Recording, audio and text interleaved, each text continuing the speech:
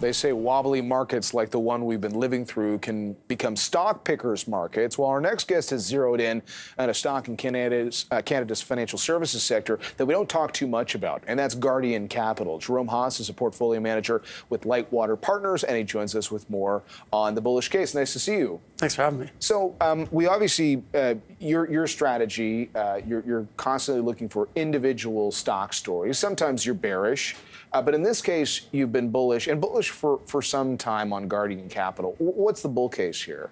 Well, essentially, it's trading at a negative value. It's trading less than what its cash and liquid securities will be valued at. They're doing a very large transaction, which should complete in Q1 of this year. And so they're going to be getting $750 million for their advisory business. And so this is primarily composed of retail, insurance, marketing. It's a broker-dealer and an investment advisor. And so it's always been kind of an underperforming business, and the market didn't really rate it very highly. And the market's been pleasantly surprised at how much they got for it. So once they pay off their minority investors and the taxes, they'll net about $510 million from it. Interesting. And this is a name we should clarify that you have held for quite some time. Yeah, we actually bought it in the last downturn in 2008 and 9 at the end of that, largely because it was trading at a 25% discount just to the value of the 5 million Bank of Montreal shares that it held on its balance sheet at the time. So we thought, well, there's clearly a mispricing here in the market, so we shorted Bank of Montreal against that and went long. So it was the equivalent of buying BMO shares at a 25% discount to the market without having any market risk. So in stocks like these, there are inefficiencies, and they can persist for a long time. So just because this one is trading for less than its cash value doesn't mean the market's going to wake up tomorrow and see our point of view in this. They can persist for some time. That's what I was going to ask, because I'm sure since the bearishness doesn't take hold every day in the stock market, but we're living through one of those periods. So presumably professionals like yourselves are looking for opportunities, but time horizon with those opportunities, it sounds like, is important. It is, but in this case, there's a near-term catalyst, which will be in this quarter, and I think they'll receive the cash in Q1. They'll report in mid-May, approximately, when the Q1 numbers come out. And then I think the street will be more aware of the fact that, they've got $1.15 billion in liquid assets, and they've got a market valuation of about $1 billion.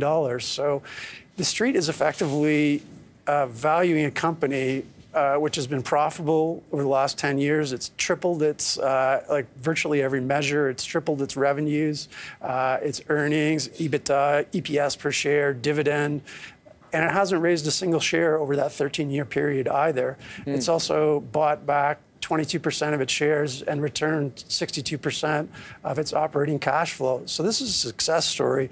But the downside in our market is that if you're a company that's not issuing shares, you don't get any attention from the street, because nowadays corporate finance is really what keeps the lights on in a brokerage house.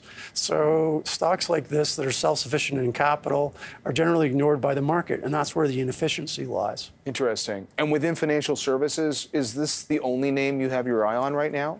No, we pay a lot of attention to it, but just think we're very conservative and cautious in the market, and buying a stock that's got a negative valuation, to me, is pretty compelling. Like, it's at least worth zero. So if it's worth zero, that's $46 a share.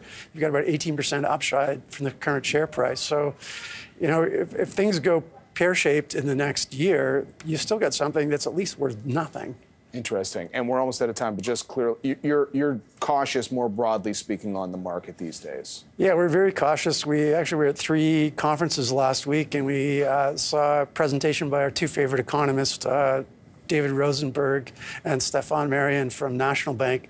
And both of them are very bearish and think we've entered a recession at the beginning of this quarter. So I don't think we bottomed in the stock market yet.